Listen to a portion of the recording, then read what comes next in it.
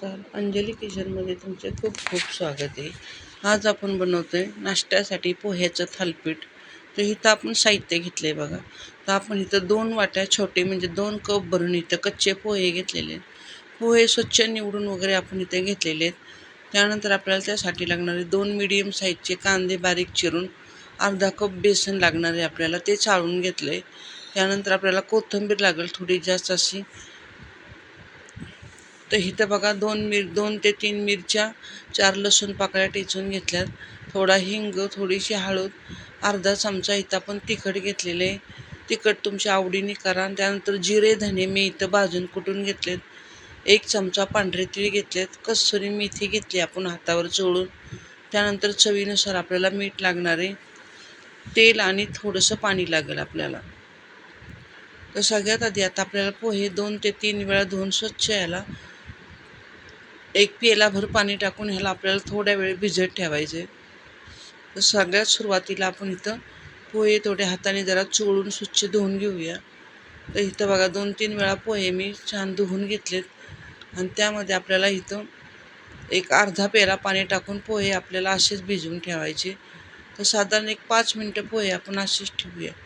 5 मिनटं झालीत बघा, पोहे आपले छान असे आता भिजलेले आहेत. हाताने सहज असे पोहे बघा हे बारीक मळून होत आहेत. तर अशा पद्धतीने पोहे मी हातानेच बारीक करून घेतलेले आहेत. आता आपल्याला ह्याच्यामध्ये लगेचच सर्व साहित्य टाकून घ्यायचे. तर सर्वात सुरुवातीला आपल्याला इथं कांदा चिरलेला आहे तो टाकून घ्यायचा आहे. त्यानंतर हिरवी मिरचीचा ठेचा केला आहे मी थोडा चमचाभर, तो टाकून घेते. हिरवी मिरची आणि लसूण टेचून घेतलेला आहे. हिंग पावडर टाकली आपण. त्यानंतर हळद पावडर टाकली. त्यानंतर लाल तिखट टाकले आपण. त्यानंतर इथं धने आणि जिरे मी भाजून कुटून घेतलेत. ह्याच्यामुळं थालीपीठ चवीला छान लागतो. त्यानंतर आपण इथं 1 चमचा पांढरे तीळ टाकलेत. कसुरी मेथी हातावर चोळून घेतली होती ती टाकलेली आहे. वरून आपण थोडी कोथिंबीर घातली. आता चवीनुसार थोडंसं मीठ टाकून घेऊया. त्यानंतर बेसन टाकून घेतले आपण आणि नंतर मीठ टाकून घेतलेले. आता सर्व साहित्य आपण इथं टाकून घेतलेलं आहे. आता ह्याला छान असं मिक्स करून घ्यायचं. पाण्याची गरज पडणार नाही आपल्याला. पोह्यांमध्ये सर्व साहित्य छान मळून घेऊया आता आपण.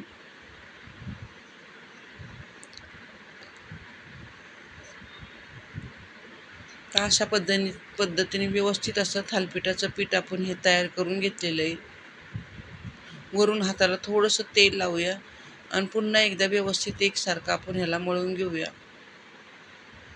सैलसरच असं आपल्याला हे पीठ तयार करून घ्यायचे.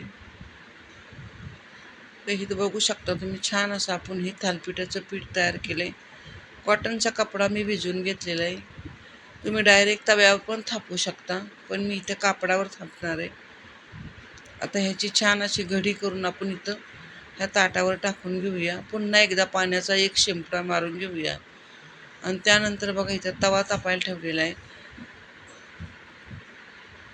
तर गॅस मिडियम ठेवून आपण तव्यावर तेल टाकून तवा तापायला ठेवलेला आहे.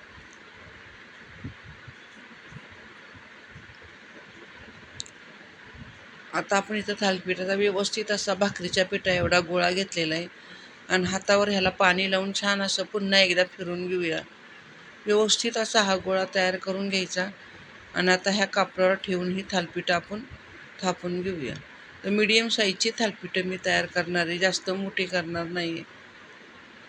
तर अशा पद्धतीने आपण जास्त जाड नाही किंवा पातळ पण नाही. तर अशा पद्धतीने हे थालीपीठ मी इथे थापून घेतलेलं आहे.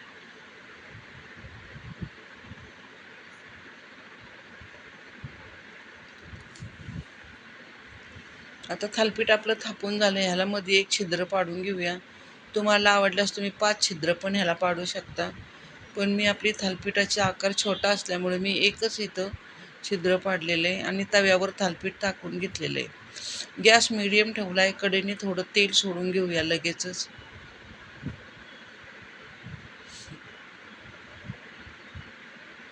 आणि ह्याला खालच्या साईडने व्यवस्थित आपण भाजून घेऊया. तोपर्यंत दुसऱ्या थालीपीठाचा गोळा लगेचच तयार करून घेऊया. आता ह्याच कापडावर आपल्याला थोडंसं पाणी टाकून हे थालीपीठ आपण थापून घेणार आहे. तर दुसरंही थालीपीठ पहिल्या थालीपीठासारखंच मी थापून घेते.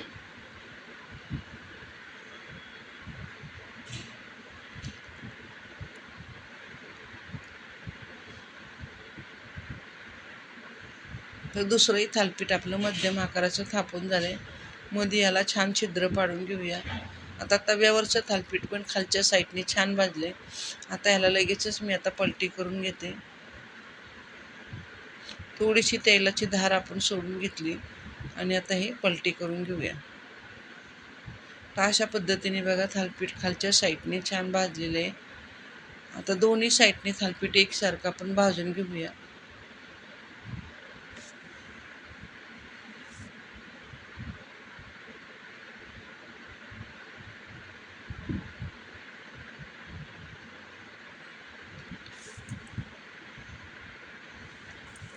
तर इथं बघू शकता पहिलं थालीपीठ आपलं छान भाजून तयार झालेलं आहे. एका ताटामध्ये आता काढून घेते. तर झटपट असं आपलं हे पोह्यांपासूनचं थालीपीठ तयार झालेलं आहे. तर दुसरंही थालीपीठ आपण लगेचच तव्यात टाकून घेतलंय. त्यालाही पहिल्या थालीपीठासारखं छान असं तेल सोडून घेऊया.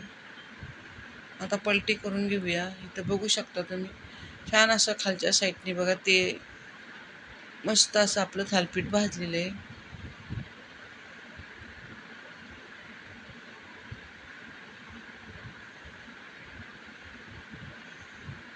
तर दुसरंही थालीपीठ तयार झालेलं आहे आपलं, तेही ताटात काढून घेतले.